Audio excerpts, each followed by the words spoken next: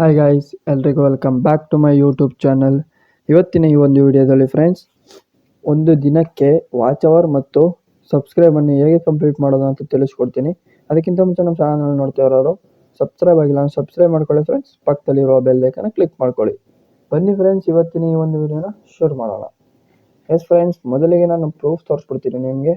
ಅದೇನಪ್ಪ ಅಂತಂದರೆ ಫ್ರೆಂಡ್ಸ್, ನೀವು ಯಾವುದೇ ಒಂದು ವಿಡಿಯೋ ಅಪ್ಲೋಡ್ ಮಾಡೋಕ್ಕಿಂತ ಮುಂಚೆ ಮೊದಲಿಗೆ ಆ ವಿಡಿಯೋ ಥಂಬ್ನೇಲ್ ಹೇಗೆ ಮಾಡಿದ್ದೇವೆ ಮತ್ತು ಡಿಸ್ಕ್ರಿಪ್ಷನ್ ಏನು ಹಾಕಿದ್ದೇವೆ ಅಂತ ನೋಡ್ಕೋಬೇಕಾಗುತ್ತೆ ಫ್ರೆಂಡ್ಸ್.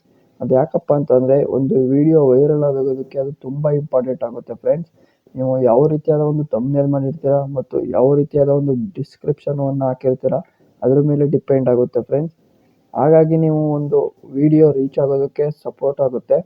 ಮತ್ತು ನೀವು ಯಾವುದೇ ಒಂದು ವೆಬ್ಸೈಟ್ ಯೂಸ್ ಮಾಡಿಕೊಂಡು ಫ್ರೆಂಡ್ಸ್ ಕಂಪ್ಲೀಟ್ ಮಾಡುವುದು ತುಂಬ ಅಪಾಯಕಾರಿ ಮತ್ತು ಅದು ವೇಸ್ಟ್ ಅಂತಲೇ ಹೇಳ್ಬೋದು. ಯಾಕಪ್ಪ ಅಂತ ಹೇಳಿದ್ರೆ ಫ್ರೆಂಡ್ಸ್, ಯಾವುದೇ ಒಂದು ವೆಬ್ಸೈಟನ್ನು ಯೂಸ್ ಮಾಡಿಕೊಂಡು ನೀವು ವಾಚ್ ಅವರ್ ಮತ್ತು ಸಬ್ಸ್ಕ್ರೈಬನ್ನು ಕಂಪ್ಲೀಟ್ ಮಾಡಿದರೆ ಅದು ನಿಮಗೆ ಯಾವುದೇ ಕಾರಣಕ್ಕೂ ಮಾನಿಟೈಸೇಷನ್ ಯೂಟ್ಯೂಬ್ ಅವರು ಆನ್ ಮಾಡೋದಿಲ್ಲ ಫ್ರೆಂಡ್ಸ್. ಅದಕ್ಕಾಗಿ ನೀವು ಒಂದು ಡೈಲಿ ಬಿಡ್ತಾ ಇರಿ ಫ್ರೆಂಡ್ಸ್, ಒಂದಲ್ಲ ಎರಡಿಲ್ಲ ಅಂದರೆ 3 ನಿಮ್ಮ ಕೈಲಾದಷ್ಟು ಡೈಲಿ ವೀಡಿಯೋಸ್ ಮಾಡ್ತಾ ಇರಿ. ಹಾಗಾಗಿ ಅದು ಗ್ರೋ ಆಗ್ತಾ ಹೋಗುತ್ತೆ. ವ್ಯೂಸ್ 1 ಬರಲಿ 2 ಬರಲಿ ಫ್ರೆಂಡ್ಸ್, ಇವತ್ತಲ್ಲ ನಾಳೆ ಒಂದಲ್ಲ ಒಂದು ದಿನ ರೀಚ್ ಆಗೇ ಆಗುತ್ತೆ. ನಿಮ್ಮ ಒಂದು ಚಾನಲ್ ರೀಚ್ ಆಗೋದಕ್ಕೆ ಫ್ರೆಂಡ್ಸ್ ಏನೇನೆಲ್ಲ ಮಾಡಬೇಕು ಅಂತ ಹೇಳಿದ್ರೆ, ಮೊದಲಿಗೆ ನೀವು ನಿಮ್ಮ ಚಾನಲಲ್ಲಿ ಯಾವ ರೀತಿಯಾದ ಒಂದು ಥಂಬ್ನೇಲ್ ಹಾಕಿದ್ದೀರಾ ಮತ್ತು ಯಾವ ರೀತಿಯಾದ ಒಂದು ಡಿಸ್ಕ್ರಿಪ್ಷನ್ ಹಾಕಿದ್ದೀರಾ ಅಂತ ಮೇಯ್ನ್ ಆಗುತ್ತೆ. ನಂತರ ಫ್ರೆಂಡ್ಸ್, ಇಲ್ಲಿ ನೀವು ನೋಡ್ತಾ ಇರ್ಬೋದು ಯಾವ ರೀತಿಯಾದ ಒಂದು ಲೋಗೋ ಕ್ರಿಯೇಟ್ ಮಾಡಿದ್ದೀರಾ ಮತ್ತು ಅದರಲ್ಲಿ ನಿಮ್ಮ ಚಾನಲ್ ಬಗ್ಗೆ ಏನನ್ನು ಹಾಕಿದ್ದೀರಾ ಅನ್ನೋದು ತುಂಬ ಇಂಪಾರ್ಟೆಂಟ್ ಆಗುತ್ತೆ ಫ್ರೆಂಡ್ಸ್.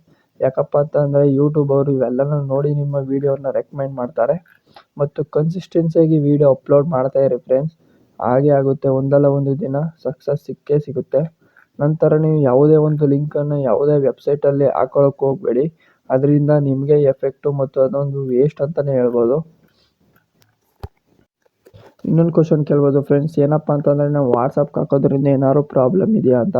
ಅದು ಯಾವುದೇ ಒಂದು ಪ್ರಾಬ್ಲಮ್ ಇಲ್ಲ ಫ್ರೆಂಡ್ಸ್. ಯಾಕಪ್ಪ ಅಂತಂದರೆ ವೆಬ್ಸೈಟ್ ಬಿಟ್ಟು ನೀವು ಯಾವರಿಗೆ ಶೇರ್ ಮಾಡಿದಾರೋ ಅದೇನು ಪ್ರಾಬ್ಲಮ್ ಆಗೋಲ್ಲ. ಮಾನಿಟೈಸೇಷನ್ ಖಂಡಿತ ಆನ್ ಆಗುತ್ತೆ. ಮತ್ತು ಇನ್ನೂ ಹಲವಾರು ತಪ್ಪುಗಳನ್ನು ಮಾಡ್ತೀರಾ ಫ್ರೆಂಡ್ಸ್. ಅದೇನಪ್ಪ ಅಂತಂದರೆ ವಿಡಿಯೋ ಅಪ್ಲೋಡ್ ಮಾಡಿರ್ತೀರ, ಆದರೆ ವ್ಯೂಸ್ ಹೋಗಲಿಲ್ಲ ಅಂತ ಡಿಲೀಟ್ ಮಾಡಿಬಿಟ್ಟು ಮತ್ತೆ ಬಿಡ್ತೀರಾ. ಅದು ತುಂಬ ಡೇಂಜರಸ್ ಫ್ರೆಂಡ್ಸ್. ಅದರಿಂದನೂ ಕೂಡ ನಿಮ್ಮ ಮಾನಿಟೈಸೇಷನ್ ಆನ್ ಆಗಲ್ಲ. ಆ ರೀತಿ ಯಾವುದೇ ತಪ್ಪು ಮಾಡೋದಕ್ಕೆ ಹೋಗ್ಬೇಡಿ ಫ್ರೆಂಡ್ಸ್. ಮತ್ತು ನೀವು ಕನ್ಸಿಸ್ಟೆನ್ಸಿಯಾಗಿ ಬಿಡೋದ್ರಿಂದ ವೀಡಿಯೋ ಕೂಡ ರೆಕಮೆಂಡ್ ಆಗುತ್ತೆ ಮತ್ತು ಯೂಟ್ಯೂಬ್ ಅವರು ನಿಮ್ಮ ವೀಡಿಯೋನ ರೀಚ್ ಮಾಡೋದಕ್ಕೆ ಸಹಾಯ ಮಾಡ್ತಾರೆ. ಮತ್ತು ಇದೇ ರೀತಿ ಹಲವಾರು ಇನ್ಫಾರ್ಮೇಷನ್ಗೋಸ್ಕರ ನಮ್ಮ ಚಾನಲ್ನ ಸಬ್ಸ್ಕ್ರೈಬ್ ಮಾಡಿಕೊಂಡು ಸಪೋರ್ಟ್ ಮಾಡಿ. ಮತ್ತು ಏನಾರು ಒಂದು ಡೌಟ್ ಇದ್ದರೆ ಕಮೆಂಟ್ ಸೆಕ್ಷನ್ನಲ್ಲಿ ತಿಳಿಸಿ, ಖಂಡಿತ ಆನ್ಸರ್ ಮಾಡ್ತೀನಿ. Thank you all.